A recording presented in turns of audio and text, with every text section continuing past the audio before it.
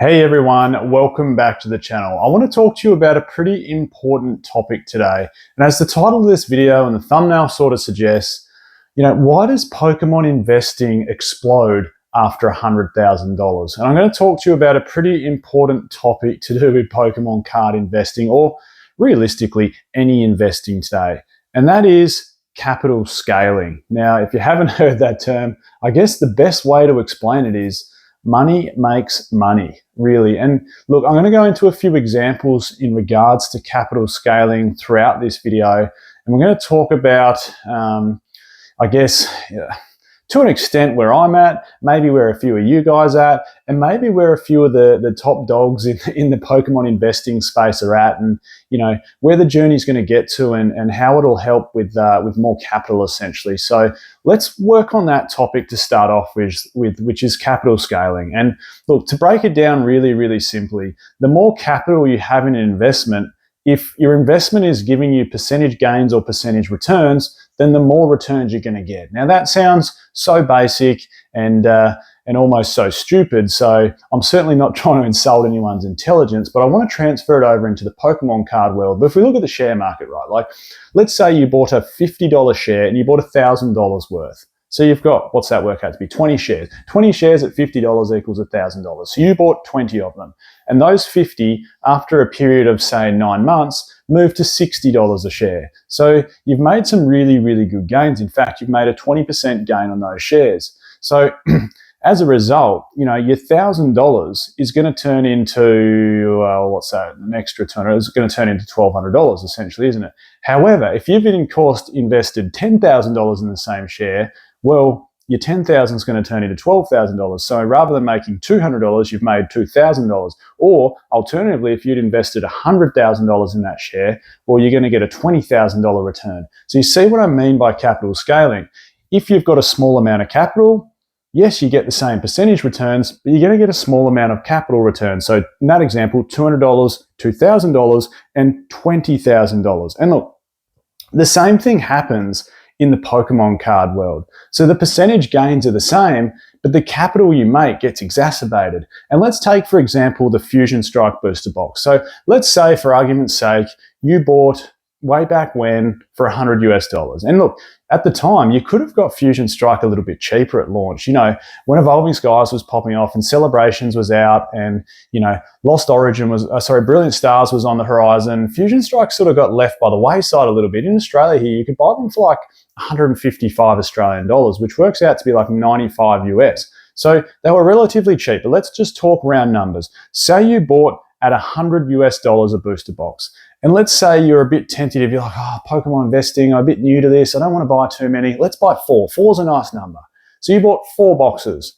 Now, at the moment, Fusion Strike, and it could well be a bit dearer than this, but let's work off the fact that it's $240 US a box. And maybe it's a bit more, but maybe after fees and postage and everything, you pocket about $240 US a box. So if you'd bought 4 boxes, you've turned your $100 US into $240 US per box, which means you've essentially made 4 times $140, which is $560 US.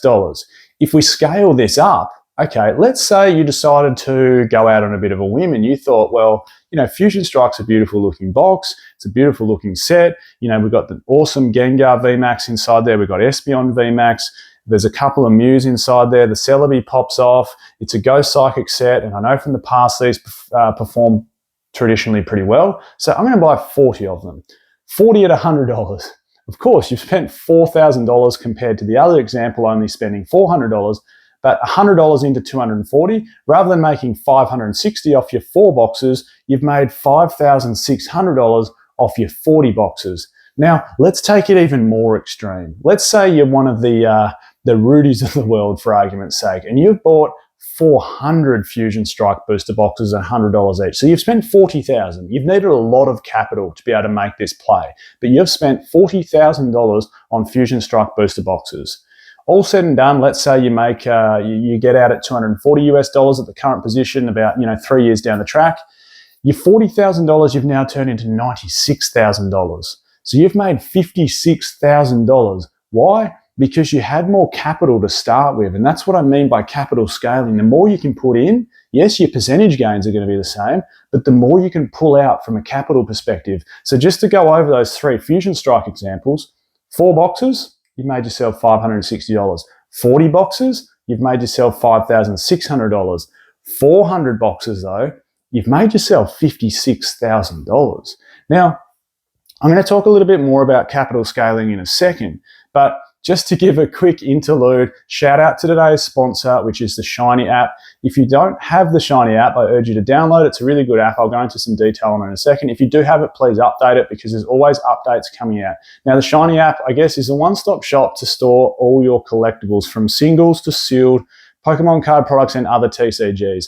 It has daily updates on pricing for singles and sealed product from a variety of different sources, eBay, TCG Player, etc., to give you accurate pricing on what your product's worth. From PSA 1 to PSA 10 to Raw, you can add your whole collection in there, check your whole percentage gains for your full collection. It's now got a filter by set function, so when you're searching, you can filter by set from latest to oldest, and when you go into a set, you can also filter by, top priced card down to lowest priced card, so you can see how the top hits in a set are performing. It's a really, really good app. I'll leave the link in the description to download it. Now, on to capital scaling, back onto the topic at hand. So, something comes about when it comes to this, and you think, well, there's a lot of, sometimes I feel like I'm battling, groceries are damn expensive, people have got mortgages, the world's dear, people have got families, you think to yourself, how on earth do you spend, does anyone afford 400 Fusion Strike booster boxes, like $40,000 onto one booster box? That just seems insane. I mean, yeah, the returns on it have been fantastic if you did it, but where do people get that capital from?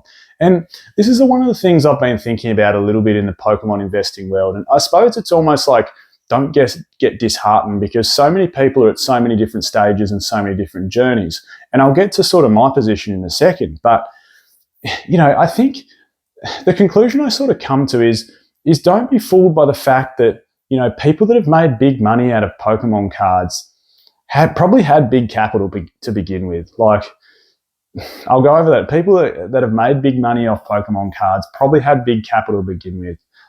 These people that you see with YouTube thumbnails, I bought a $400,000 collection or, I bought $1 million collection. I'm like, that's insane. Where do you get $1 million from to spend on Pokemon cards? That's either you've thrown the baby out with the bathwater and, you've put all your money into Pokemon cards, or you're super, super well off to begin with, or, maybe you've been left huge amounts of inheritance, or I don't know what the reason is. But I think the people that have big money, it's not like the last 4 years people have started from zero and it's been this grind to earning themselves $1 million. The people that have made big plays had big capital to begin with. And look, I don't know Rudy personally for argument's sake, but, his plays are arguably the biggest out of anyone in the game, and I presume he must have big capital behind him. He's probably been successful in his business and a lot of other industries and been doing it for a long time, and perhaps there's business loans involved. I don't know, but there must be big capital to support that amount of purchases to begin with. And this is the one thing I've noticed as my capital or the sealed collection gets bigger and bigger. When I'm looking on an app like Shiny at my full collection, and I look at it and I go, well, back in the early days, so, 4 years ago, for argument's sake, when I had, very little products, I would look at it, in a week and think, oh, okay, it's gone up $20 this week. Oh, sweet. I've made $20 this week from doing nothing. But then it started to grow and grow, and the capital snowballed and snowballed. And if we hit a market like we're at the moment, this crazy bull market where nearly every product's going up, from single booster packs to blister packs to 3-pack blisters to elite trainer boxes to Pokemon Center elite trainer boxes to booster boxes, collection boxes, ultra premium collections, everything's just going up. And the more your collection is scaled and sized, the more this snowball just seems to gain momentum. So, if I'm sitting on, for argument's sake, 20 Fusion Strike booster boxes and a few Evolving Skies booster boxes and, 10 Lost Origin booster boxes, and before you know it, as all of these gain, you look at something like your Shiny app and you see the percentage gains you get or the monetary gains you're getting per day, and you think, whoa, based on today's performance, it's almost like looking at the stock market. You go, I've had a good day. Like my sealed collection has gone up $300 today. And you just think, whoa, like this power of scale and this power of capital scale is really starting to work. And then you start to think to yourself, well, geez, this is a fun investment. And look, you shouldn't check it daily. I'm not saying I sit there every day and just go refresh, refresh, refresh. But, sometimes it's cool to look at it and see, and even over the last month, and you go, the last month, my collection has gone up. Of course, you might have added a few things to it, but even if you take away the things you've added and just look at the percentage gains you make, you go, I've made nearly $3,000, or my sealed collection's gained value of nearly $3,000 this month. And you think, that's pretty damn good. You break it down to a week and it's like, $650, $700 a week. And you're just thinking, that's solid. Like, it doesn't mean you can quit your day job, but how cool is it as an investment? So I guess that's where it comes down. I wanted to leave, with a little bit of advice when it comes to this. And, capital scaling and putting into Pokemon, I think there's a few other things that come into this, like mindset, and then, the increase in income that we might see at the moment if you've picked up a new job or gained a promotion is, don't let things like lifestyle inflation take over. So, what a lot of people do is they earn more money, they spend more money, don't they? Like, it's as simple as that. It's really fun if you do or are used to living in a certain lifestyle. Like, yeah, it's fun to treat yourself occasionally, but sometimes it's just good. Like, if you can put that extra income into investments that are going to make you money. And in this case, like, why not allocate some of that if you've had a promotion or you're earning more money? Why not allocate some additional to Pokemon if that's part of your investment portfolio? Let me know in the comments down below. Are you seeing the same sort of thing? Like, is that capital scaling really starting to take off for you now that you've been doing it a little while? If you're new to it, don't give up in that space. I'm Michael. This is Poke Oz, and I'll catch everyone next time.